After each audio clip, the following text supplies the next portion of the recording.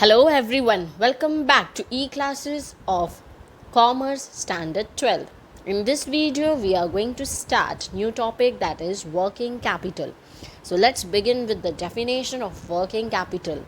Let's read the definition. Working capital refers to that part of the firm's capital which is required for financing short-term or current assets such as cash, marketable securities, debtors, and inventories. That means working capital is required to pay day to day expenses.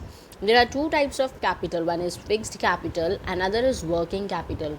Fixed capital is required to purchase fixed assets like land, building, machineries, and working capital is required to pay daily expenses or day to day expenses.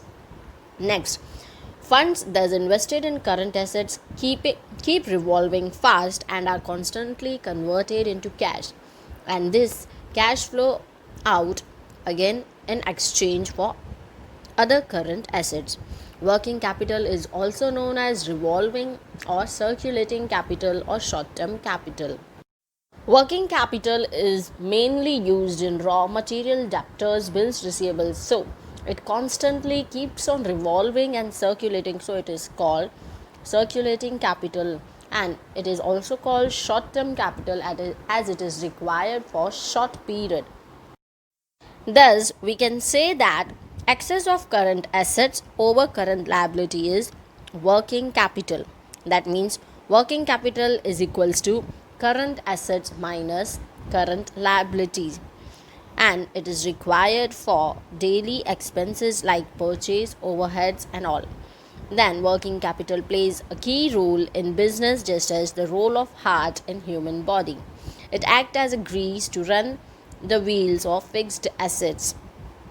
The efficiency of a business enterprise depends largely on its ability to manage working capital. The purpose or the need of the working capital in any business unit can be to hold cash for acquiring the raw material, to pay wages, to hold work in progress for the production process, to hold the finished goods up to sale, to meet daily expenses, and for the period receivables are being converted into cash. So this is the need of working capital in any business unit. Now let's understand the concept of working capital. There are two types of working capital. First, gross working capital. Second, net working capital. Let's read it. Gross working capital refers to the firm's total investment in current assets. Current assets are the assets which can be converted into cash within an accounting year or operating cycle and include cash, short-term securities, debtors, accounts receivable or book debts, bills receivable, and stock inventory.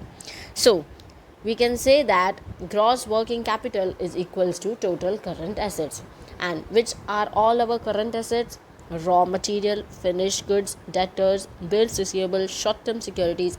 All these are our current assets, and current assets can be converted into cash very soon or within a period of 1 year, that is called operating cycle. So this is gross working capital. So from this we can understand that gross working capital is equals to total current assets. So now let's understand the second point, net working capital. Let's read it. Net working capital refers to the difference between current assets and current liabilities. That means we can say that net working capital is equals to current assets minus current liabilities. Current liabilities are those claims of outsiders which are expected to mature for payment within an accounting year and include creditors, bills payable, and outstanding expenses. And net working capital can be both positive or negative. Positive net working capital is when current assets are greater than current liabilities, and negative net working capital is when current assets are less than current liabilities. That means when current liabilities are less than current asset, it is called positive working capital, and when current assets are less than current liabilities, it is called negative working capital. So here we have completed the concepts of working capital and definition of working capital. Go through the topic, revise it thoroughly. Thank you.